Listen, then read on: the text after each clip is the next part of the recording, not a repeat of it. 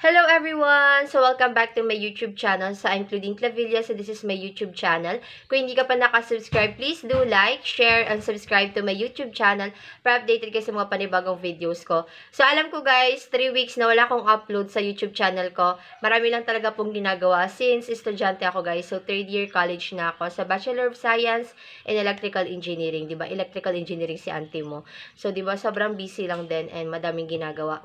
So, yung pinaka-latest na vlog ko or pinaka-last guys is paano kayo magkakaroon ng live stream sa inyong Shopee affiliate. So, napakaganda nun guys, panoorin ninyo. Sobrang dali lang din magkaroon ng live stream sa Shopee affiliate mo. And also guys, dagdag income siya and mas mabilis ang income kapag meron kang live stream na platform. So, ayun na nga. So, for today's video guys, is tuturuan ko lang din naman kayo kung paano kayo gagamit ng mga Shopee affiliate ninyo. Kasi may mga iba nalilito pa paano daw gumamit yung Shopee affiliate. Yung iba daw kino-convert pa nila. So, ngayon guys, is tuturuan ko kayo kung paano kayo mag-share or paano nyo papalitan yung Shopee affiliate ninyo. Okay? So, tuturuan ko kayo guys kung saan nyo siya pwedeng i-post, saan nga ba siya pwedeng i-post, and paano ilalagay yung Shopee affiliate link nyo doon sa post niyo. Kasi guys, ang ginagamit ko is Facebook, tapos Facebook Reels, tapos meron din akong FB page. Yun guys, so ituturo ko sa inyo kung paano. And ako kasi guys, is hindi na ako nagko-convert ng link. Automatic ko na lang siya guys na ginagawa. Like, yun nga sinasabi ko sa inyo, yung share, yun na yung ginagawa ko guys. Hindi ko na siya kino-convert pa doon sa may mismong Shopee na convert link. Ayan guys. So, ganun lang naman siya kadali. Sa yung anak ko, Ben. Naglalaro siya. Halika dito. Ayan. So, ayan yung baby ko guys. Hello! Ayan, ayan yung anak ko, mga auntie ko. So, ayan guys, tuturuan ko kayo. And may mga tatanong din, paano daw nila makikita yung commission nila or saan nila ba na makikita kung may mga nag-order or successful yung order nila. So, ayun na nga guys, tara na at simulan na natin ang ating video tutorial. Ang una nyong gagawin is punta kayo sa Shopee at hanapin nyo ang Me at punta kayo guys sa affiliate program. So, i-click nyo yung affiliate program. And makikita ninyo na meron na kayo dyan clicks, orders, and estimated commission. So, yan yung nakaraang araw guys ha. Nakaraang araw, hindi yung ngayong araw. Nung nakaraang araw yan. So, dyan nyo guys makikita kung ano yung mga orders nila sa inyo, kung ilan, and yung commission ninyo. So, ayan guys, makikita nyo, diba, yung estimated commissions nyo at kung saan siya galing. Sa social media nga ba or sa Shopee video. Pero kalimitan guys is sa Shopee video na ako guys nagpo-post. Since marami din naman kasi doon ang mga nanonood. So, minsan makikita mo na lang may mga orders ka na. Then, after nyan guys, is pumunta naman tayo dito sa conversions. So, dito ko guys ituturo kung paano nyo malalaman yung mga orders ninyo. Dito sa all, lahat na yan guys na mga complete, mga pending, ayan yung unpaid, mga hindi binayaran. Pending guys, yung mga nag-order sa inyo na hindi pa nababayaran or nabayaran nila pero wala pa yung commissions ninyo. Makikita nyo naman yung commissions nyo kung ilan. So, ang pinakamarami dyan guys is G21 talaga. Yan yung trending na laging bumibili sa akin. Sa completed guys, yan na yung nabigay na yung commissions at nakapagbayad na yung bumili.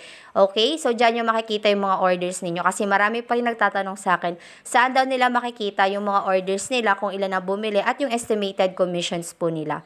And dyan guys, makikita ninyo, yan ang total income ko sa pag-affiliate. Pinakamarami guys, social media talaga. Sunod, Shopee Video and Shopee Live. So sa Shopee Live guys, is 2 beses pa lang kasi ako nagla-live.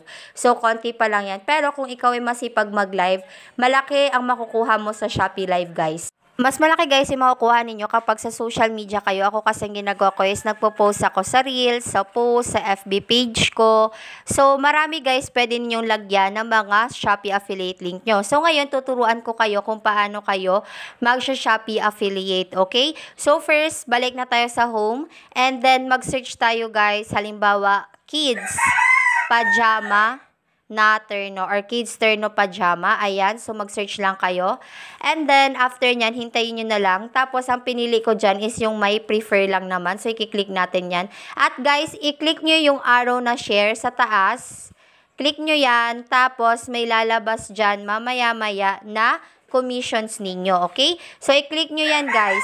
Una kong ginagawa is copy link, tapos my collection. So, makikita nyo kung ilan yung estimated commissions ninyo. So, dyan is 10.20. So, kada may mag-order sa akin, guys, is 10.20 ang commission ko. So, ganun lang kadali mag-share ng commissions ninyo or affiliate link ninyo. So, copy link nyo, then my collection para isahan na lang guys yung mga collections ninyo. After nyan, di ba nilagay ko sa collection, isi-save mo lang siya, okay? Just click save and then okay na siya. Check now. So, makikita nyo dyan kung ano na yung mga nasa collection ninyo ng mga affiliate links. Kasi, meron dyan guys, di ba, my collection, may link yon and pwede yun na isend na lang din doon sa Reels nyo or sa Facebook ninyo na isahan at pipili sila kung ano yung pwede nilang mabili. So, pwede naman yon, other option yon. Tapos, punta naman tayo dito sa may Facebook ko. So, dyan, sa Reels ako guys magpo-post. So, ayan, naglagay lang ako ng caption. So, clinic ko yung Reels. And then, naglagay lang ako ng caption. So, kids, terno pajama. Then, after nyan is ipo-post mo na lang siya. Okay? So, isi-share mo na lang. Pwede kayo maglagay ng hashtag, pero ako kasi hindi na ako naglalagay ng hashtag. Malaking bagay na nagpo-post kayo sa FB ninyo or sa Reels ninyo kasi marami kayong friends, di ba? Then, after nyan, guys, punta kayo sa comment section at i-paste nyo lang yung link. Di ba? Pinag-copy nyo yung link. Ilalagay nyo lang yung link dyan sa my comment section. I-paste nyo yan dyan, tapos okay na. So, makikita ninyo, ayan yung ating link na Kids Terno Pajama. After ninyo ilagay guys yung link, is pwede na kayo mag-mention ng followers, highlights, para mananotify sila na nagpo-post ka, diba? So, the more na nagpo-post ka, the more din ang mag-order sa'yo. So, ganun lang kadali. Okay? Then, ang next na ginagawa ko naman guys is nagpo-post ako sa Shopee video since marami dito ang nagpo-post. Yung iba kasi dito sila nagpo-post dito eh. Pero malaking advantage kapag nagpo-post kayo sa Shopee video. Pumili lang kayo guys ng video na ipopost nyo and then ang nilagay ko lang dyan is Kids Terno Pajama. And ito guys, ang pinaka siguro naging maganda na na-discover ko is naglalagay ng hashtag. Pero ang pinaka nilalagay ko guys is hashtag Shopee, hashtag mas pinamura, mura Shopee. Parang generalize siya guys na kung saan manonotif yung iba at bibili sila. And ilagay nyo din kung anong specific na binebenta ninyo. Tapos sa add product, since heart naman siya or naka-add naman siya sa favorites guys, is makikita ko lang naman siya sa my likes. So, hahanapin ko lang dyan yung product na i-flex ko or gusto kong i-promote, which is itong Kids Terno Pajama, and i-click ko lang yung done. So, di ba makikita nyo ang lalaki ng mga commissions. Then, after nyan, kapag na-double check nyo na yung title, yung hashtag, and then yung product, huwag nyo kakalimutan, is click nyo lang yung post.